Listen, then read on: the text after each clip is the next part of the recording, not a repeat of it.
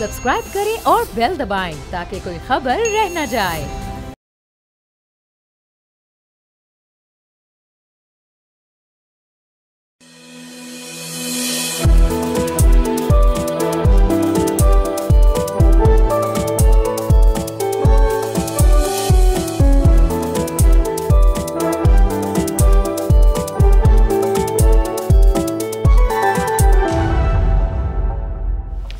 बिस्मिल्लाहिर्रहमानिर्रहीम, अस्सलाम वालेकुम नाज़रीन। प्रोग्राम फ्रंट पेज के साथ मैं हूं आपका होस्ट मुइज़्ज़ुर रहमान और मैं आपको ज्वाइन कर रहा हूं कराची स्टूडियोज से। मैं हूं अरीबा फातिमा और मैं ज्वाइन कर रही हूं लाहौर से। अरीबा बताएं, लाहौर का मौसम कैसा है और कुछ स्मॉग की सूरत हाल में कोई बेहतरी आई है? बिल्कुल मुइज़, आपको ये बात सुनकर खुशी होगी कि स्मॉग काफ़ी हद तक ख़त्म हो गई है। बस ये है कि जब भी मैं लाहौर आती हूँ तो 3 और मज़ीद अंडरपासेस और 4 और बड़ी बड़ी सड़कें ज़रूर नज़र आती हैं। बिल्कुल, और हमने जो है अभी इसी वीक हमने शो भी किया है कि लाहौर को अंडर पासेस और सिग्नल फ्री कॉरिडोर्स नहीं बल्कि एक एक्सेसिबल पब्लिक ट्रांसपोर्ट की ज़रूरत है। इसी में नाज़रीन पाकिस्तान की भी बेहतरी है और पूरे मुआशरे की। तो अब आई थिंक अपने प्रोग्राम का बाकायदा आगाज़ करते हैं। हम बात करेंगे नाज़रीन अफ़गानिस्तान से, जो वहाँ से एक बहुत परेशान कुन ख़बर आ रही है और एक बहुत बड़ी ख़बर भी है। तो आइए उसकी तरफ चलते हैं। नाज़रीन, आज हम प्रोग्राम का आगाज़ करते हैं अफ़गानिस्तान से और वहाँ से आपको एक बहुत बड़ी ख़बर देते हैं कि खलीलुर्रहमान हक्कानी, जिन्हें अफ़गानिस्तान के कॉन्टेक्स्ट में और जो वहाँ के तमाम जो एडमिनिस्ट्रेटिव अमूर थे या जो पूरी तारीख़ थी अफ़गान जिहाद की, उनको एक बहुत बड़ा सेंटर फिगर माना जाता था। आज एक ख़ुदकुश हमले में वो जाँ बहक हुए। इस वक्त एक वज़ीर भी थे, उनके भतीजे सिराजुद्दीन हक्कानी इस वक्त एट द मोमेंट वहाँ पे इंटीरियर मिनिस्टर भी हैं, और जो जलालुद्दीन हक्कानी जिन्होंने हक्कानी नेटवर्क को बनाया वो उनके बड़े भाई थे। उनका ताल्लुक हक्कानी नेटवर्क था जो कि तालिबान का बहुत कलीदी इत्तेहादी है। और नाज़रीन, अमेरिका ने हक्कानी नेटवर्क को एक दहशतगर्द तंजीम भी करार दिया और अफ़गानिस्तान में उनका हमलों और अलकायदा से रवाबत की वजह से मशहूर किया जाता है। खलीलुर्रहमान हक्कानी ने 2021 में अफ़गानिस्तान में तालिबान की दोबारा इक़्तिदार में वापसी में बहुत अहम किरदार अदा किया और तालिबान के इक़्तिदार संभालने के बाद उन्हें काबुल में सिक्योरिटी की ज़िम्मेदारी दी गई और फिर उसके बाद उनको एक मेन वजारत दी गई रेफ्यूजीज़ के हवाले से। वो तालिबान हुकूमत में आला सतह के मुज़ाकरात और इंतज़ामी किरदारों में शामिल रहे। अमरीकी महकमा ख़ारजा ने खलीलुर्रहमान हक्कानी की गिरफ़्तारी के लिए मालूमात फराहम करने पर $50 लाख तक के इनाम का ऐलान किया था, क्योंकि वो दहशतगर्द सरगर्मियों में उन पर मुलविस होने का इल्ज़ाम था। इसके बावजूद वो अफ़गानिस्तान की सियासी और अस्करी मंजरनामे में एक अहम और बाअसर शख्सियत के तौर पर मौजूद थे। नाज़रीन, अफ़गान तालिबान के मुताबिक जो उनकी जो आज उन पे हमला हुआ, उन्होंने उसका ज़िम्मेदार ख़वारिज या जो खुरासान सूबे यानी दाइश पे लगाया है। तो जो आपको अब हम बताते हैं कि दाइश और अफ़गान तालिबान का जो एक कॉन्फ्लिक्ट है वो क्यों है। नाज़रीन, ये जो दाइश या जिसको ISKP कहा जाता है, उनके और जो अफ़गान तालिबान के दरमियान जो तनाज़ा है ये नज़रियाती, इलाकाई और हिकमत अमली के अख्तलाफात के साथ साथ अफ़गानिस्तान में जहाद गलबा की कशमकश पर मबनी है। अहम नुकात बेसिकली इस जो एक ये कॉन्फ्लिक्ट है उसके ये हैं कि जो अगर हम नज़रियाती अख्तलाफात की बात करें तो जो ISKP का जो नज़रिया है वो दाइश के नज़रिए से जुड़े हुए हैं, जो कि एक आलमी खिलाफत के क़याम और कौमी या नस्ली हदूद को मुस्तरद करने की हिमायत करता है। ये तालिबान को कौम परस्त समझता है जो अफ़गानिस्तान को खिलाफत के वसी मकासद पर तरजीह देते हैं। अब अगर हम तालिबान के नज़रिए की बात करें तो तालिबान का नज़रिया ज़्यादातर मकामी है, जो अफ़गानिस्तान में शरीयत के मुताबिक एक इस्लामी इमारात के क़याम पर मरकूज़ है। और अब नाज़रीन, अब बात करते हैं इस कॉन्फ्लिक्ट की बैत और कानूनी हैसियत पे। जो ISKP है या दाइश, वो तालिबान की हुक्मरानी को तस्लीम नहीं करता और उसे गैर कानूनी समझता है। ये तालिबान पर इस्लामी असूलों से समझौता करने का इल्ज़ाम लगाता है, ख़ास तौर पर अमरीका के साथ दोहा मुआहदे के दौरान और दूसरे ममालिक के साथ सिफारती ताल्लुकात कायम करने पर। नाज़रीन, इसी सूरत हाल पर मज़ीद गुफ्तगू करने के लिए हमने अपने प्रोग्राम में दावत दी है मुश्ताक यूसुफज़ई साहब को, जो कि अफ़गान मामलात पर एक बहुत मोतबर राय रखते हैं। बहुत शुक्रिया मुश्ताक साहब, आपने हमारे प्रोग्राम को ज्वाइन किया। जी, बहुत शुक्रिया आपका। मुश्ताक साहब, सबसे पहले मैं आपसे ये सवाल पूछना चाहता हूँ, ये इतना बड़ा आज ये वाक़या हुआ है और खलीलुर्रहमान हक्कानी जो पूरा अफ़गान तालिबान की जो हुकूमत बनी 2021 में, उस पर उनका एक बहुत गहरा ताल्लुक था और आज तक के जितने अमूर चलते आ रहे हैं उसमें वो बड़े सेंटर फिगर थे। इस वाक़ये के क्या मुहर्रिकात आपको लगते हैं कि जिनकी वजह से आज ये वाक़या पेश आया?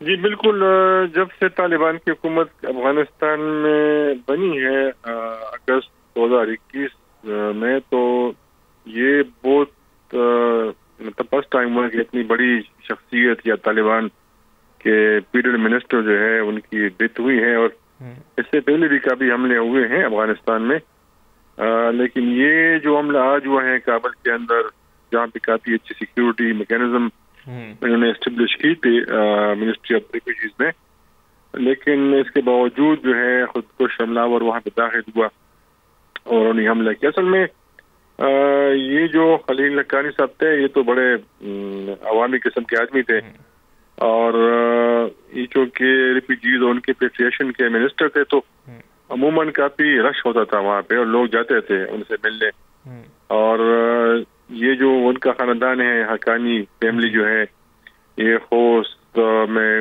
ان کی رہائش تھی اور یہاں پہ یہ بات تھے، اور پھر شمالی وزیرستان میں کافی آسان گزارا تھا، تو اس لیے لوگ ان کو پسند کرتے تھے، اور جب بھی لوگوں کے مسائل ہوتے تھے تو لوگ ان کو اپروچ کرتے تھے۔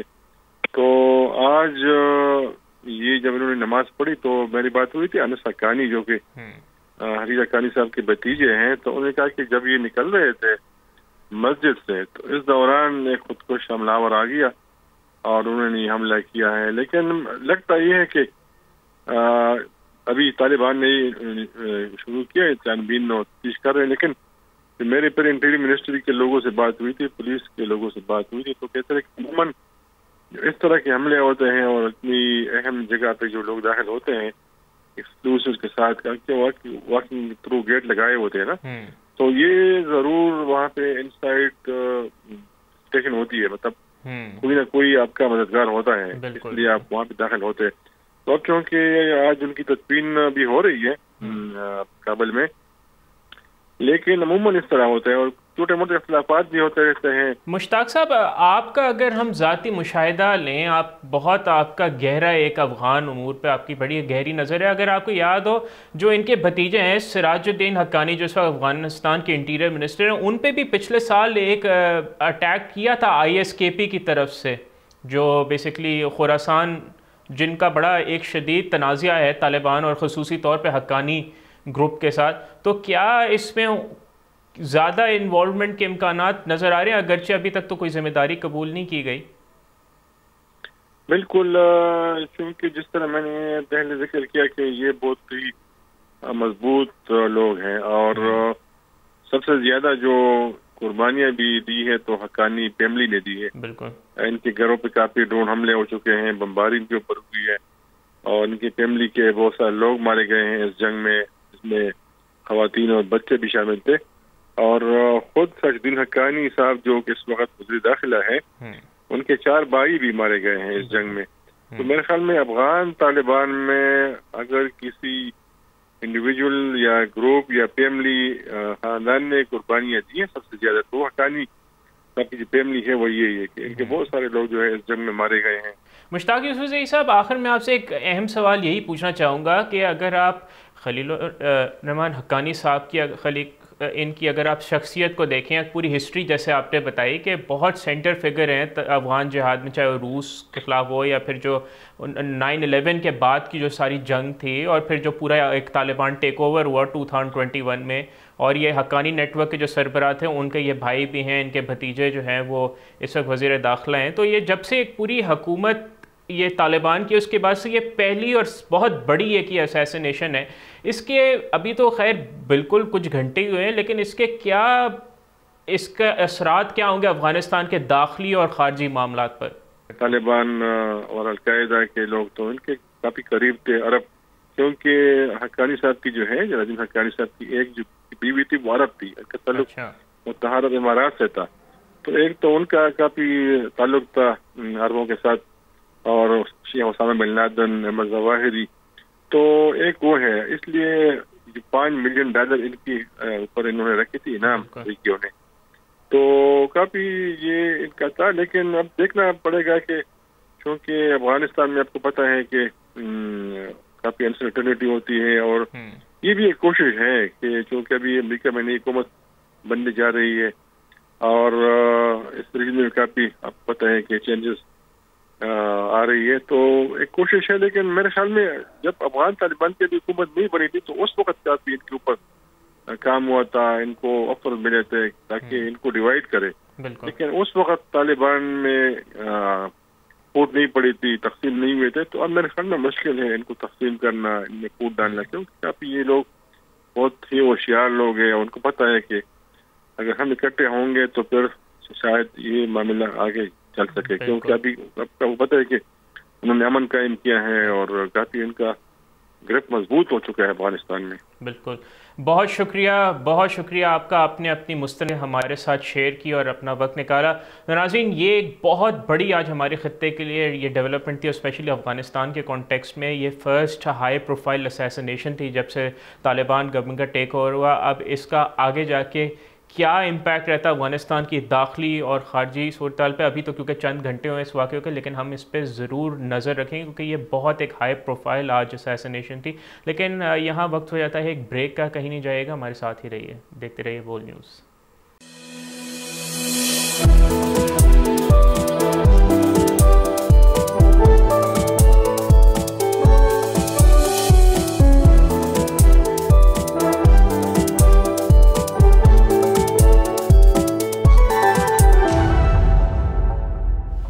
ناظرین، welcome back to front page. Break سے پہلے ہم نے بات کی تھی خلیل الرحمان کی ڈیتھ کی اور کیا امپیکٹ ہوگا اس کا افغانستان پر. اب بات کریں گے لوئیجی منجیون کی.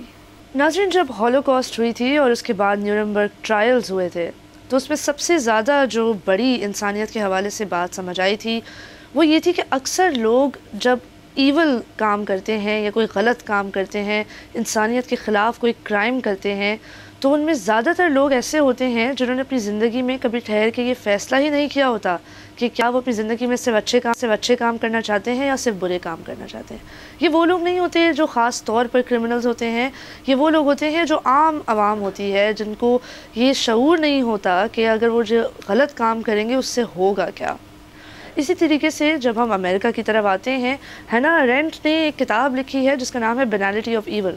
اس کتاب میں وہ یہی کہتی ہیں that the sad truth is that most evil is done by people who never make up their minds about being good or evil. اب بات کریں گے ایک ایسی سچویشن کی جو اس وقت یونائٹڈ اسٹیٹس آف امریکہ میں تمام امریکن پبلک کو حیران کر چکی ہے. 2 کیسز سامنے آئے ہیں اور اسی ہفتے میں ان دونوں کیسز کی لیگل پروسیڈنگز جاری ہیں.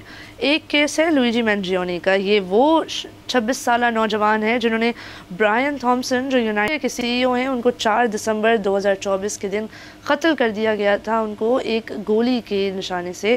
اور دوسری طرف ہمارے پاس یہ کیس ہے ڈینیل پینی کا.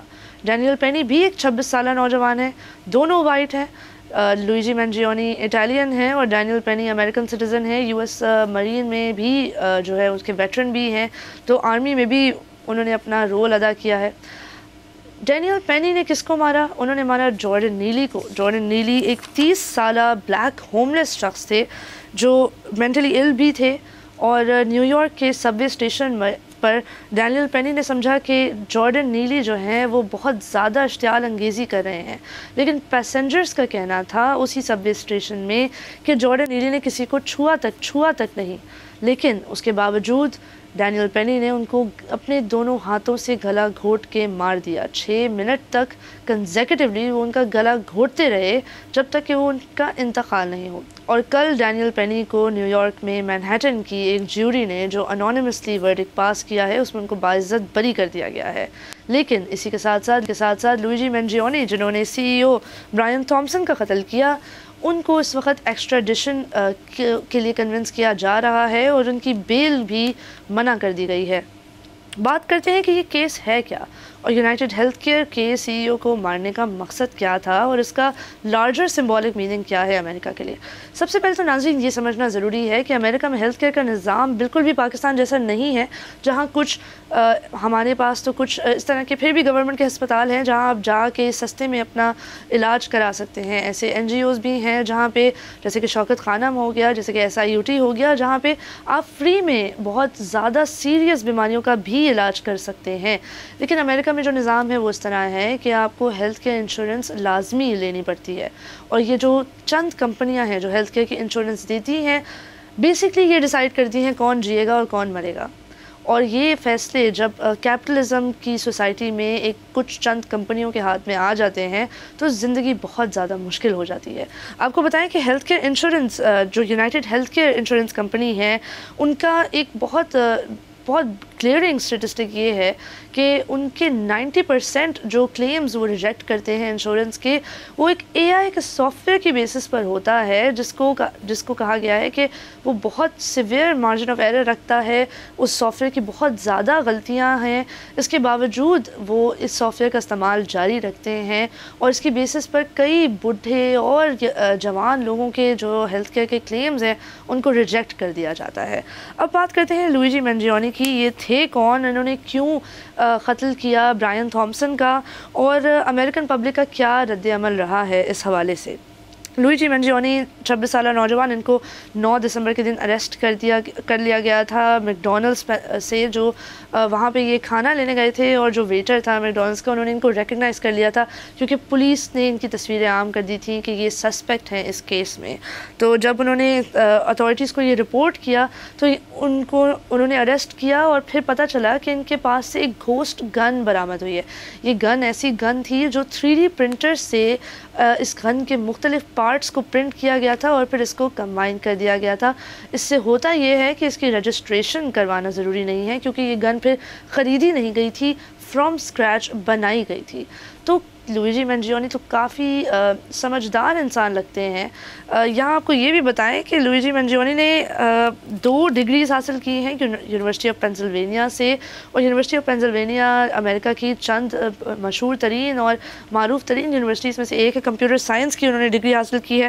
وہ ڈیٹا سائنٹسٹ تھے اور کمپیوٹر انجینئر تھے, اور ان کو کئی عرصوں سے ایک اسپائنل کارڈ انجری کی وجہ سے بیک پین ہوتا تھا, اور شاید اسی لیے انہوں نے دیکھا کہ سسٹمیٹک ہیلتھ کیئر فیلئر جو ہے امریکہ کا وہ ان کو کئی امریکن عوام میں کئی ایسے لوگوں کو افیکٹ کرتا ہے جو اتنے باحیثیت بھی نہیں ہوتے جتنے لوئیجی منجیونی تھے.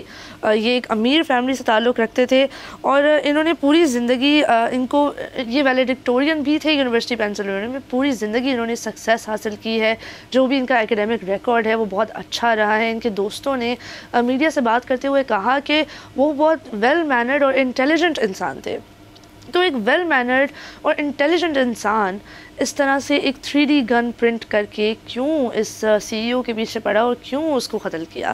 یہاں آپ کو بتائیں کہ امریکن نظام میں جب ہیلتھ کیئر انشورنس کے کلیمز فائل کرتے ہیں تو زیادہ تر کوشش یہی ہوتی ہے ان کمپنیز کی کہ ان کلیمز کو ڈینائی کیا جائے, ڈپوز کیا جائے اور ڈیفینڈ کیا جائے ان کے خلاف. یہ وہ اسٹریٹجی ہے جس کے بارے میں کئی کتابیں بھی لکھی گئی ہیں. یہ وہ اسٹریٹجی ہے جس کو استعمال کر کے انشورنس کمپنیاں کلیمز کو ڈینائی کرتی ہیں, اور اس کی وجہ سے کئی لوگوں کو بہت زیادہ نقصان کا سامنا کرنا پڑتا ہے, اور ان a lot of cases people just die, وہ مر جاتے ہیں, ان کا انتقال ہو جاتا ہے, اور ان کو اس وقت تک اپنے ہیلتھ کیئر کی وہ تمام ضروریات جو ان کے لیے بہت ضروری ہوتی ہیں ان کو نہیں فراہم کی جاتی. تو یہاں آپ کو بتائیں کہ جو گن جس بلٹ سے ان کو قتل کیا گیا, اس بلٹ پر ڈیفینڈ ڈینائی ڈپوز کا جو ہے وہ انگریو بھی کیا گیا تھا, اور یہ ایک بہت ہی سمبولک مرڈر تھا. جب پولیس نے چھاپا مارا منجیونی کے گھر پر تو ان کو یہ پتہ چلا کہ وہاں پہ ایک کلیم آف رسپانسبلٹی بھی تھا. ان کو ایسے لیٹرز ملے, ایک مینیفیسٹو ملا جس میں منجیونی نے لکھا تھا, اور ہم آپ کو بتاتے ہیں. منجیونی نے ان لیٹرز میں کلیئرلی لکھا تھا کہ جو کارپوریٹ امریکہ ہے وہ frankly these are parasites and they had it coming. انہوں نے کہا تھا کہ یہ پیراسائٹس ہیں, جیسے خون چوسنے والی لیچ ہوتی ہے, جیسے وہ جانور ہوتے ہیں جو دوسرے جانوروں کی یا کسی بھی لیونگ آرگنزم کے اوپر ان کی تمام نشو و نما کو چوس کے اپنی جان کو بچاتے ہیں, اور کارپوریٹ امریکہ بالکل اسی طرح کا رول ادا کرتا ہے ان کی سوسائٹی میں. یہاں آپ کو یہ بھی بتائیں کہ لوئیجی منجیونی کے جب گھر کو ریڈ کیا گیا تو وہاں سے یونیبامبر مینیفیسٹو بھی برآمد ہوا. یونیبامبر مینیفیسٹو کو industrial society and its future کے نام سے بھی کہا جاتا ہے. یہ وہ ٹیکسٹ ہے جو थियोडोर काजिंस्की ने लिखा था। थियोडोर काजिंस्की भी अमेरिका में 1978 में उन्होंने काफ़ी बॉम्बिंग की कैंपेन्स की थी और उनका भी लुइजी मैंड्रियानी से काफ़ी सिमिलर ही मैनिफेस्टो था। वो कहते थे कि एक इंडस्ट्रियल सोसाइटी में जहाँ इतनी ज़्यादा सिवियर इनइक्वालिटी हो, इंसान उसको कैसे ही बर्दाश्त करे। तो जब समझदार पढ़े लिखे लोग एक ऐसे माशरे से परेशान होकर एक पागलपन की सूरत हाल में किसी को मार देते हैं या कई लोगों की जानें ले लेते हैं, तो इस पे माशरे को सोचने की ज़रूरत है कि हम किस माशरे को परवान चढ़ा रहे हैं, जहाँ पढ़े लिखे नौजवानों को लगता है कि वो माशरा सही करने का सिर्फ एक ही तरीका है, किसी की जान ले लेना। और शायद अमेरिकन सोसाइटी में ये तासुर बहुत आम है। अमेरिका में जब भी कोई ऐसा हाई प्रोफाइल क्राइम होता है तो उनकी मीडिया और उनके जो दानिश्वर हैं वो ये सोचने के बजाय कि हमारी सोसाइटी में ऐसा क्या गलत है कि हम इस किस्म के क्रिमिनल्स को तश्कील दे रहे हैं। ये वो लोग हैं जो पढ़े लिखे लोग हैं, जो सोसाइटी में एक प्रोग्रेसिव रोल अदा करते हैं, जो सोसाइटी को जो है वो एडवांसमेंट की तरफ लेकर जाते हैं, ना कि क्रिमिनल्स बन जाएं। लेकिन ये सब सोचने के बजाय वो ये सोचते हैं कि हम किस तरीके से ये इस मुनफरिद शख्स के ऊपर डाल दें कि इसकी इनफरादी सोच ही गलत थी और इसका सोसाइटी से कोई लेना देना नहीं। यहाँ आपको ये भी पता है कि इसी हफ्ते में डैनियल पेनी का भी केस हुआ है और डैनियल पेनी को बाइज्जत बरी कर दिया गया, जिसके बारे में अभी हमने आपको बताया था। उन्होंने जिस शख्स को मारा वो एक 30 साला ब्लैक होमलेस पर्सन था और लुइजी मैंड्रियानी ने जिस शख्स को मारा वो अमेरिका की सबसे बड़ी हेल्थ केयर इंश्योरेंस कंपनी का CEO था। तो हमें इससे यही नज़र आता है कि एक बहुत ही डीपली अनइक्वल सोसाइटी है और जब अनइक्वल सोसाइटी होती है और उसको कैपिटलिज्म के थ्रू परवान चढ़ाया जाता है तो उससे यही होता है कि क्राइम भी बढ़ता है। और ये सोचने की बजाय कि क्यों हम इस सारा सोसाइटी का मलबा एक शख्स पर डाल दें, एक क्रिमिनल पर डाल दें, शायद अमेरिकन सोसाइटी को अब ये सोचना चाहिए कि किस तरीके से उन्हें अपनी सोसाइटी को बदलना पड़ेगा, किस तरीके से उनको इनइक्वालिटी को एड्रेस करना पड़ेगा और शायद इसकी वजह से उनके फॉरेन पॉलिसी में भी फ़र्क आए। नाज़रीन, इस हफ्ते की जो खबरें आई हैं यूनाइटेड स्टेट्स ऑफ अमेरिका से, उससे यही नज़र आता है कि यूनाइटेड स्टेट्स ऑफ अमेरिका एक बहुत ही अनइक्वल सोसाइटी है।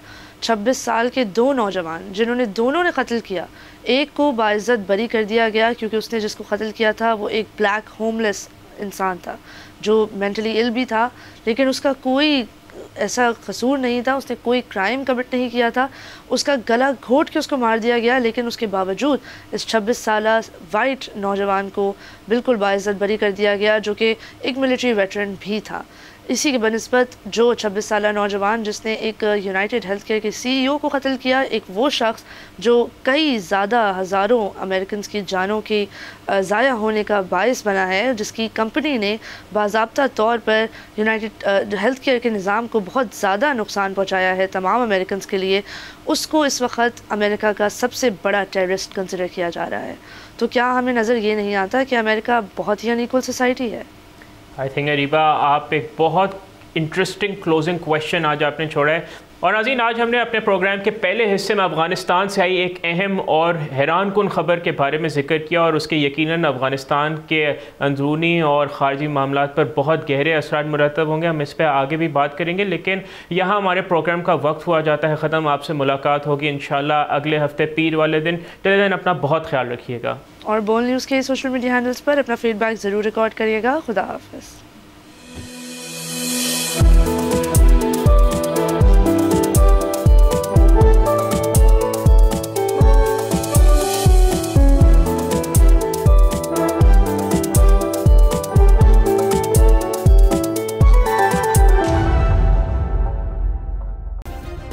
सब्सक्राइब करें और बेल दबाएं ताकि कोई खबर रह न जाए।